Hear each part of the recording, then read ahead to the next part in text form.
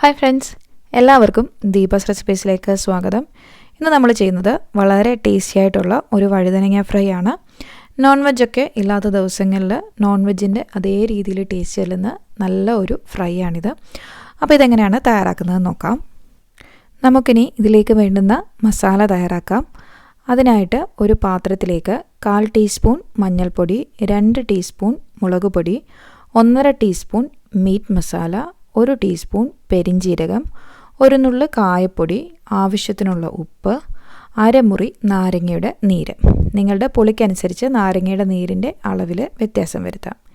ഇനി ഇതിലേക്ക് 2 ടീസ്പൂൺ അളവിൽ വെളിച്ചെണ്ണ. ഇത്രയും സാധനങ്ങളാണ് നമ്മൾ ഈ ഒരു മസാലയ്ക്ക് വേണ്ടി തയ്യാറാക്കിയെടുത്തിരിക്കുന്നത്. ഇത് നന്നായിട്ട് മിക്സ് ചെയ്തെടുക്കുക. ഈ സമയത്ത് നിങ്ങൾക്ക് ഉപ്പ് വേണമെങ്കിൽ നോക്കാവുന്നതാണ്. അതിൻ്റെ കൺസിസ്റ്റൻസിക്ക് മാറ്റം വരുത്തണമെന്നുണ്ടെങ്കിൽ എണ്ണയോ അല്ലെങ്കിൽ അല്പം വെള്ളമോ ചേർത്ത് കൊടുക്കാവുന്നതാണ്. വെള്ളത്തിന് പകരം നാരങ്ങ നീര് അല്ലെങ്കിൽ ചേർക്കാവുന്നതാണ്. ഇനി ഞാനൊരു വഴുതനങ്ങ എടുത്തിട്ടുണ്ട്. അത് ഇതേ രീതിയിൽ കട്ട് ചെയ്തെടുക്കുന്നുണ്ട്. ഇതുപോലെ നീളത്തിലുള്ളതല്ല, നമ്മുടെ നാട്ടിൽ കിട്ടുന്ന ചെറിയ വഴുതനങ്ങ ആണെങ്കിലും നിങ്ങൾക്ക് എടുക്കാവുന്നതാണ്. കട്ട് ചെയ്യുമ്പോൾ നീളത്തിൽ കട്ട് ചെയ്തെടുത്താൽ മതിയാകും. ഇതിപ്പോൾ ഞാനൊരല്പം കട്ടിയുള്ള പീസസായിട്ട് ഈ ഒരു കനത്തിലാണ് കട്ട് ചെയ്തെടുത്തിരിക്കുന്നത്. നിങ്ങൾക്ക് വേണമെങ്കിൽ കുറച്ചുകൂടി കട്ടി കുറച്ചെടുക്കാം. അങ്ങനെ ആകുമ്പോൾ കുറച്ച് നല്ല ക്രിസ്പി ആയിട്ട് കിട്ടും. ഇനി ഓരോ പീസിലേക്കും നമ്മൾ നേരത്തെ തയ്യാറാക്കി വെച്ചിരിക്കുന്ന മസാലക്കൂട്ട് അത് ചേർത്ത് കൊടുക്കാം.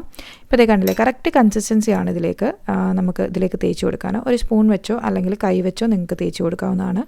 എല്ലാ പീസസിലേക്കും 2 സൈഡിലും നമ്മളുടെ ഈ മസാല ചേർത്ത് കൊടുക്കണം. അത് എല്ലായിടത്തും ഇതേപോലെ നന്നായിട്ട് ചെറിയൊരു ലെയർ തേച്ച് വെക്കുക. തേച്ച് വെച്ചിട്ട് നമ്മളിത് വെയിറ്റ് ചെയ്യേണ്ട ആവശ്യമൊന്നുമില്ല. 2 സൈഡിലും തേച്ച് കൊടുത്താൽ മാത്രം മതിയാകും. ഇതേ രീതിയിൽ എല്ലാ പീസസിലേക്കും ഞാനത് ചെയ്ത് കൊടുത്തിട്ടുണ്ട്. ഇനി നമ്മളിത് ബട്ടറിലാണ് ഒന്ന് ഫ്രൈ ചെയ്തെടുക്കാൻ പോകുന്നത്. ബട്ടർ ഇല്ലെന്നുണ്ടെങ്കിൽ നിങ്ങൾക്ക് എണ്ണ വേണമെങ്കിൽ ഉപയോഗിക്കാം. ബട്ടർ എടുക്കുമ്പോൾ അത്യാവശ്യം നല്ലൊരു ടേസ്റ്റാണ്. ബട്ടർ ചെറുതായിട്ടൊന്ന് മെൽറ്റായി വന്നു കഴിയുമ്പോഴത്തേക്ക് നമ്മൾ നേരത്തെ എടുത്ത് വെച്ചിരിക്കുന്ന പീസസ് ഇതിലേക്ക് വെച്ച് കൊടുക്കാം. എല്ലാം കൂടി ഒരുപാട് പീസസ് ഇതിനകത്ത് വെച്ച് കൊടുക്കരുത്. ആ ഒരു സ്ഥലം വേണം, അതിനനുസരിച്ചേ വെക്കാവൂ. എന്നിട്ടൊരു മീഡിയം ടു ലോ ഫ്ലെയിമിൽ വെച്ചിട്ട് ഓരോ സൈഡ് നമുക്കിതേപോലെ ഒന്ന് ഫ്രൈ ചെയ്തെടുക്കാം.